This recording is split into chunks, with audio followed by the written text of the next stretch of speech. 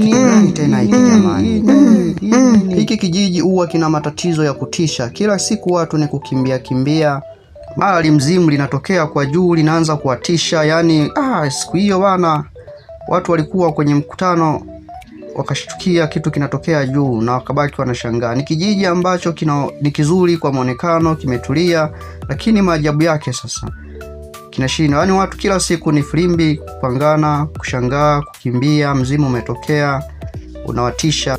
Ni mitihani ambayo wanaipitia, yani hawana namna. Kila siku walishazoea kukimbia, mara vimbunga, mara vitu yanatoka juu ambayo haeleweki. Kinatisha. Ukikiangalia kwa usiku, kwa mchana, mara ghafla anatokea huyo kiumbe.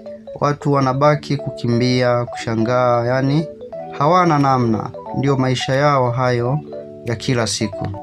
Kuna hawa mabinti wawili, mmoja anaitwa Joyce, mmoja anaitwa Neema. Kila siku wao ni kukimbia.